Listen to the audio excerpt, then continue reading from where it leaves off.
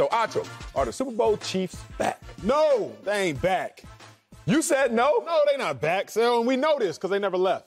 Oh, see, I was falling for it. I was like, I know this dude is not saying that. The Chiefs aren't back because they never left. They had a couple bad games here and there, like a quarterback has a bad game here and there. But, boy, are we now seeing exactly who the Kansas City Chiefs are. Are we seeing why I said the Chiefs was going to be in the Super Bowl versus the Rams? And, ooh, that prediction's starting to look Oh, you good. back, huh? You starting to feel yourself I'm feeling again. myself. Okay. I'm feeling mine. I look at the Kansas City Chiefs like a iPhone 13 with 5%. Battery. Is that the newest one? That's the newest one. Okay. I look at the Chiefs like the latest iPhone with low battery because the latest iPhone, when it has a low battery, the apps don't function as well. Oh, really? FaceTime starts to slow down a little bit. You open up your Messenger and it's like, wait a second, why are these texts not going through as fast? I didn't know that. And then all of a sudden it powers off. But here's the kicker. The second you charge it, or the second you turn it back on, the full functionality of that iPhone is still greater than all these other phones. Don't come at me, y'all Galaxy users. Really? Don't come at me, y'all Google phone havers. Their cameras are better, at least. Functionality in totality of the iPhone 13 is still better. You just got to charge it up. Oh, gotta stay charged. The Kansas City Chiefs just needed to be charged up. The Kansas City Chiefs just needed to be turned on. The Kansas City Chiefs just needed to hit that power button. But now that they have done that, the full functionality of the Chiefs is greater than that of everybody else. So, yes, these Super Bowl Chiefs are back. And this isn't just about the Chiefs. Look around the entirety at the AFC. Look high, look low, look left, look right. Who scares you?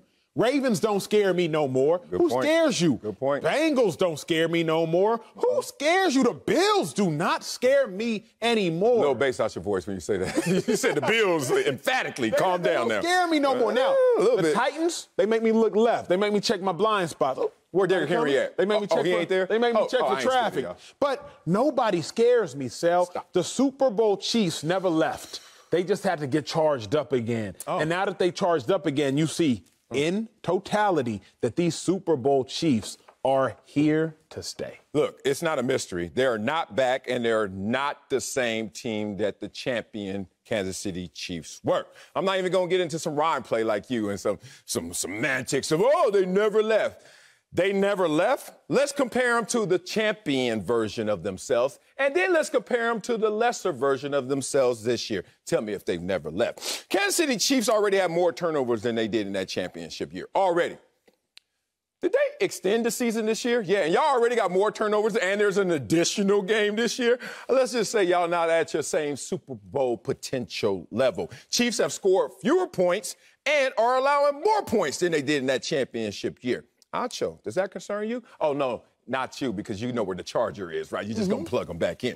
Chiefs have sacked the opposing quarterback at half the rate that they did when they were trying to win a Super Bowl and actually accomplishing that feat in 2019.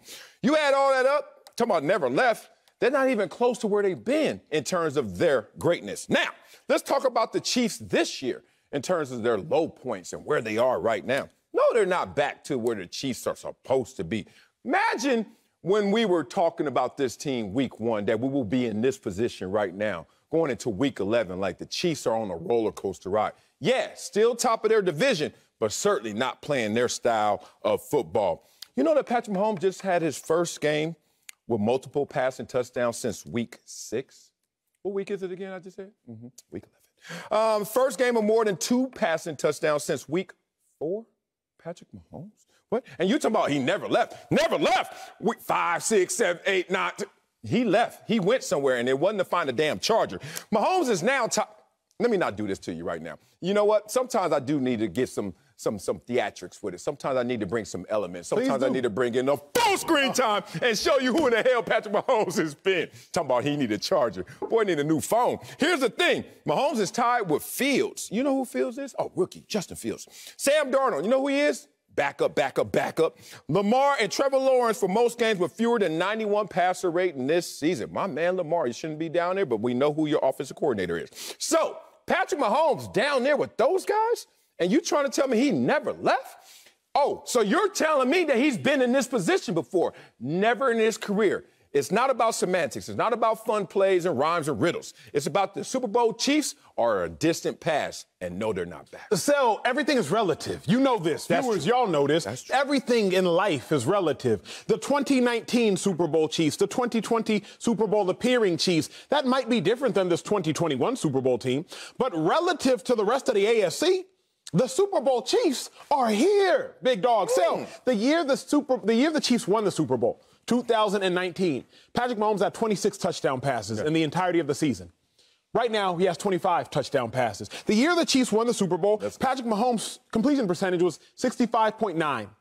Right now, it's 65.8. Look at that. So as I look at it, Patrick Mahomes is just as good today, if not better, than he has ever been. 400 passing yards, 5 touchdowns. Sick. He's done that 3 times since he entered the league in 2017. The rest of the NFL in totality has done that 4 times. So Patrick Mahomes is just as good, if not better today, than he's ever been. Couple that with the fact that nobody in the AFC is really all that dominant. I'm looking at it and I'm like, wait a second. The Chiefs have finally fully activated, and they've done so at a great time. Right now. We were scared of the Raiders 3 weeks ago, the Chiefs were. They just beat the Raiders, dismantled the Raiders. Chiefs beat the Packers, albeit Aaron Rodgers was not present and available. But literally, 2 weeks ago today, going into week 8, the Chiefs were the worst team by record in the AFC West. 2 weeks later, today, 12:07 Pacific time, the Chiefs are the only AFC West team with 6 wins and are the best team in the AFC West. So now you have dominated a division that looked like the best division in the AFC. You're dominating it. You just dominated what was the best team in the AFC West, which was the Raiders, because the Chargers have taken a couple steps and strides back. Who gonna stop them, Sel? Who gonna stop them? The only team I can see that would put a sliver of fear in the Chiefs' heart or in the Chiefs' eye is the Tennessee Titans. And you told me about the fact that Derrick Henry's not there. The Chiefs are Super Bowl bound once again. No one has to stop them if they're not playing their style of football, if they're not playing up to their level, if they're not playing optimal football. The first opponent you face wears the same color as you, which is you guys. The Kansas City Chiefs are stopping themselves by not performing up to their own standards. Then you start looking at the opponents and the other colors to start talking about who they are. I don't know how you get this confidence from a game that we saw against the Raiders last night.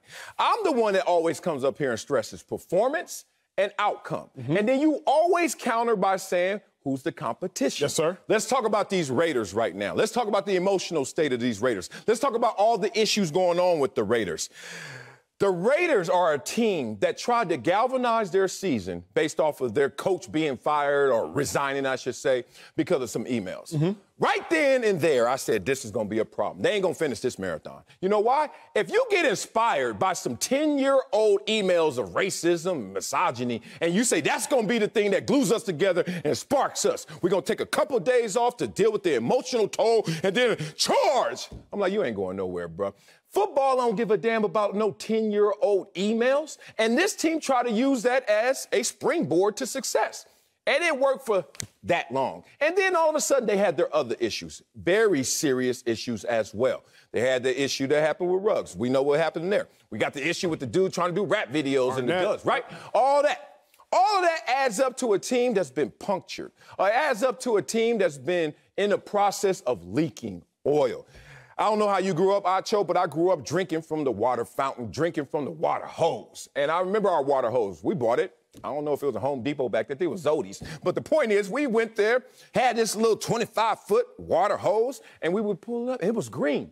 Then about a year later, it wasn't all green. It was kind of gray.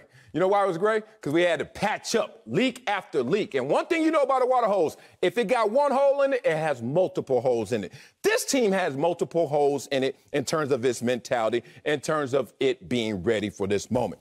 Then the Chiefs come in there. Chiefs basically say, let's have a homecoming game, but nah, since y'all in Vegas, we're going to come to y'all.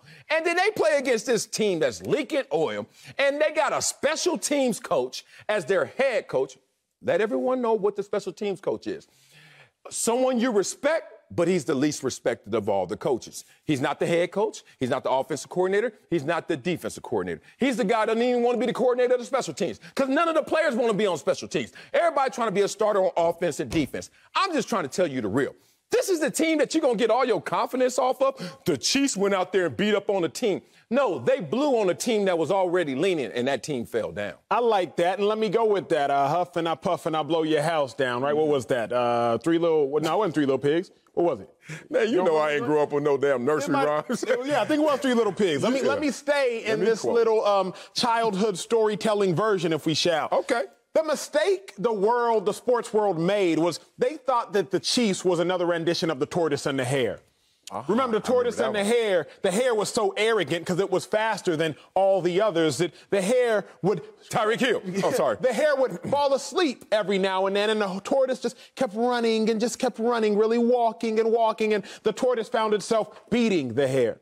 The Chiefs ain't no hare, big dog. They didn't fall asleep. They might have had their screensaver on, but they wasn't powered down. And so the hare has just been running and running, and now outrunning, once again, all of the competition. We thought this was going to be some feel-good story where the tortoise, which is the Cincinnati Bengals, would just be consistent and be better than the Chiefs. The tortoise, which was the Indianapolis Colts, would just consistently find the way to be better than the tortoise, which was the Las Vegas Raiders, would just find a way to be better than the Chiefs. But no, the Chiefs ain't stopped. This was not some feel-good story that you're going to read your son MJ at night. No, the Chiefs are once again out-sprinting every and anybody. 5 touchdown passes, 400 yards. That's the hare. That's Patrick Mahomes. That's the Chiefs. See, now you're cooking books up here. That was cute. I understand. Once you pull that MJ and you start saying MJ, you know I'm defeated, right? I concede this argument right now, but I must push back because I am his father. The Chiefs. I used to love a get-right game. You know what they look like. You know what they are. They could be at home. They could be on the road. It don't matter. I'm going to get right. Whether it's that butter cake, that sorry offensive tackle that I knew, and he used to be on our practice squad. Now he's starting over there. I used to circle. I'm like, he didn't start? Not say another word. I didn't want the expectations to get too high. I'm about to get this boy to business. I know everything he can't do. You get into a situation like this, and the Chiefs, they need a get-right game, right? I told you it was a homecoming game, but they said, nah, y'all in Vegas, we coming to y'all. And they get in Vegas, and they play against the Raiders. You know what their record is against the Raiders since Andy Reid has been there? 14-3. Talk about ownership of a team. And no, Acho thinks that everything has been fixed because they went against a team that they already beat up on all the time, even when they're fully capable. But this team is not fully capable right now. This team has issue on issue on issue. Real life issues. And I'm not just talking about locker room. Meet me in the storm, which I used to say up in there in Texas. Take me to the storm. No. The storm is everywhere. We ain't got to take me there if you're a Vegas Raider player. Chiefs show up. Chiefs need to get right. Then all of a sudden they get a win. And it feels good to be a Chief today. But I tell you why they don't feel fully confident. Because this style of Chiefs football is not the way that they're going to go out there and become Super Bowl champions again. Must I remind you that games coming into here, you saw the Chiefs was trying to establish a running game. Must I remind you, all of a sudden you see the Chiefs last night, they're starting to play methodical, slow play football because they're trying to get back to basics, fundamentals. It adds up to a lot of points. What did they score last night? 41?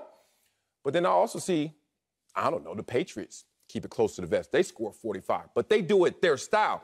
This ain't the Chiefs style, and this is why they don't feel fully confident. Here's, Osel, what we cannot do. What? What we cannot do is take away how great the Chiefs have played, at least as of late, because of the adversity going on elsewhere with teams that they have played. Remember, Coach Peterson, former Boise State Washington coach, he told me that the best teams have to know how to deal with three things over the course of a game.